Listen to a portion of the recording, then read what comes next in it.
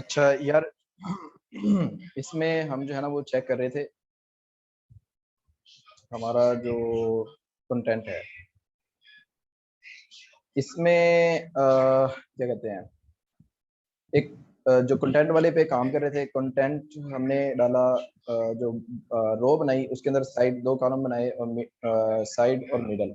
ठीक है, एक चीज आपने याद रखनी है कि जब हमने इसको सेव किया तो हमारे पास ये इस तरह आ गया। ये दो वाले जो कॉलम थे वो तो एक जितने बन गए हैं, ठीक है।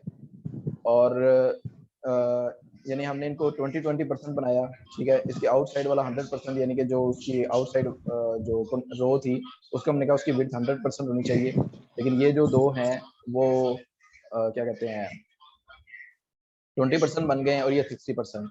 लेकिन ये मतलब ऊपर नीचे आ रहा है। तो होता ये है कि जब हम किसी एलिमेंट की पैडिंग देते हैं, ठीक है, तो वो उसके टोटल साइज पर असरअंदाज होता है। ठीक है, मिसाल के तौर पे अगर मैं इसकी विड्थ करता हूँ 200 पिक्सल, ठीक है, और साथ में मैं उसको पैडिंग देता हूँ 20 पिक्सल, ठीक है। तो ये 20 पिक्सल उसके दोनों तरफ वाले जो दोनों तरफ वाले 20 पिक्सल हैं दो, यानी कि लेफ्ट और राइट वाले 20 और 20 40। तो ये 40 जो है ना उसकी विड्थ के हिसाब से 200 की बजाय 240 पिक्सल विड्थ बन जाएगी। ठीक है, उसकी जो पैडिंग है। तो हम इसकी पैडिंग को खत्म करते हैं, ठीक है। खत्म कर दें या फिर आप ऐसा करें कि उसको जो टॉप राइट वाली, टॉप और बॉटम वाली रहने दें और नीचे वाली और जो साइडों वाली है उसको खत्म कर दें, यानी कि इसको सिफर कर देते हैं। ठीक है, इसको इसको ऐसे रहने देते हैं, इसको सिफर कर देते हैं। ठीक है, इसको अब चेक करते हैं, ये चेक करें, ठीक हो गया, सही है, मतलब वो एक लाइन में आ गए हैं। अच्छा, इसको हमने 400 पिक्सल इसकी हाइट रखी थी, किसकी हाइट रखी थी, कंटेंट की, लेकिन इसके अंदर ये हाइट नजर नहीं आ रही है। तो हम इसकी हाइट को यहाँ पे HEIGHT हाइट 100%, ठीक है। इसी तरह इसकी जो हाइट है HEI हाइट 100%, ठीक है। अब इसको चला के देखते हैं तो ये हमारे पास ठीक हो गया। तो इस हिसाब से अब अच्छा, इसके अंदर हमने इस टेक्स्ट अलाइन को भी इस इन के अंदर इस्तेमाल करते हैं, ठीक है। सेव, और इसको जब हम चलाते हैं ये इसी तरह मिडिल के अंदर आ गया,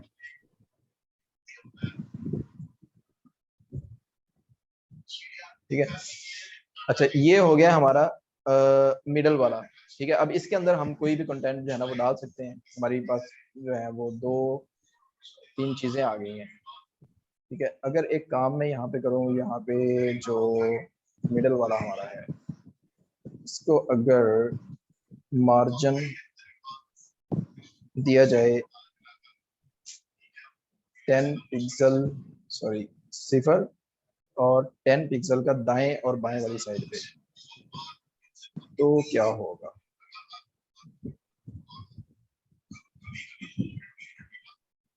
अच्छा, ठीक है।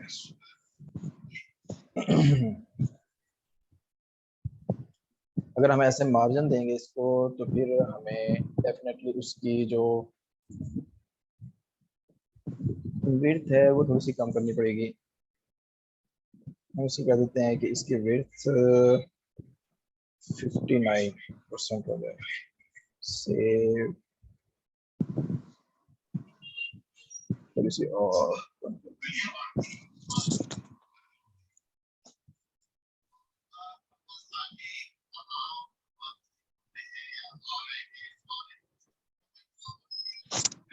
चलिए, थोड़ा सा वो हो गया।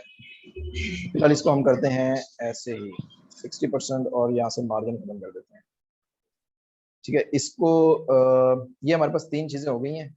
नेक्स्ट हम कहते हैं कि भाई आप जो फुटर है, ठीक है, उसको पकड़े और उसके ऊपर चूंकि वो तकरीबन हेडर की तरह था, सही है, ये देखें जैसे हेडर था वैसे ही फुटर नजर आ रहा था।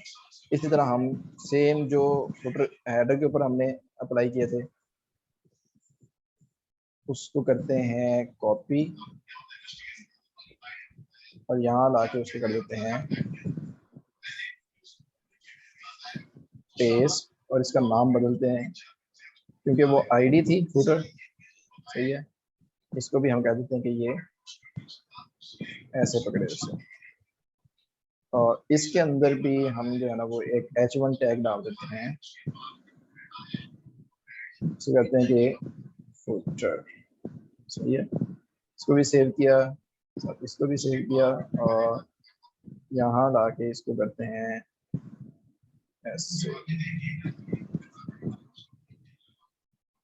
अच्छा, एक काम करते हैं इसके साथ,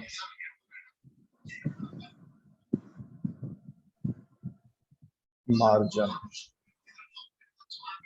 10 पिक्सल सेव, इसका मार्जिन।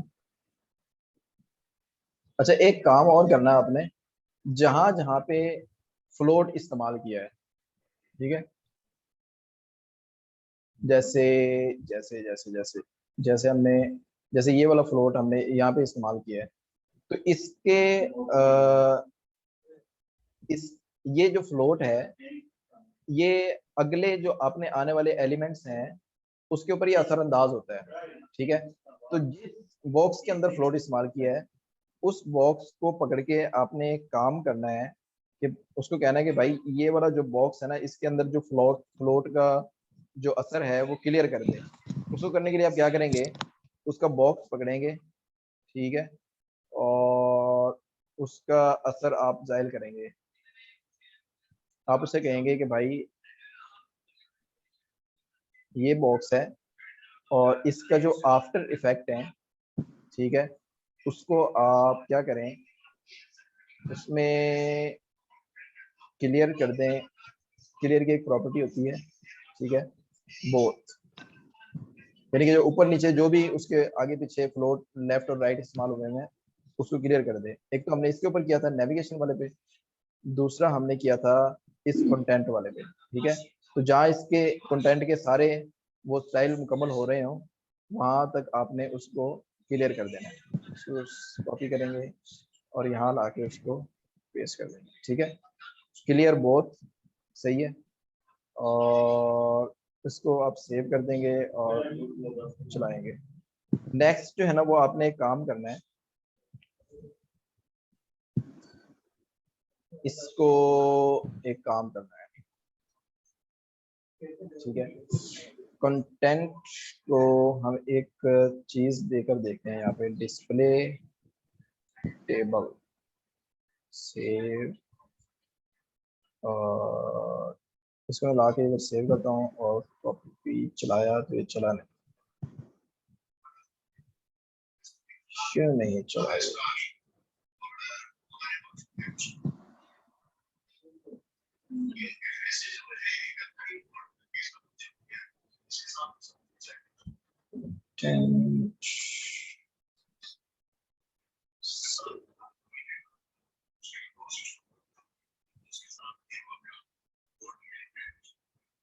style index,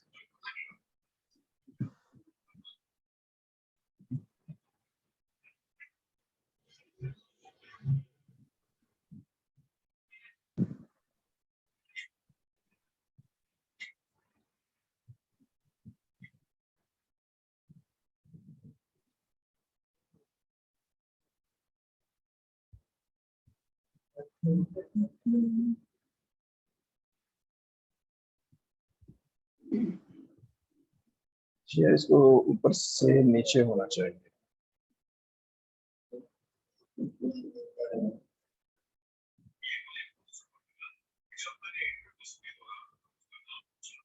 अच्छा, ये हमारा आज का जो काम था ना वो तकरीबन मुकम्मल हो गया है। इसकी बस मैं थोड़ी सी स्टाइल चेंज कर देता हूँ।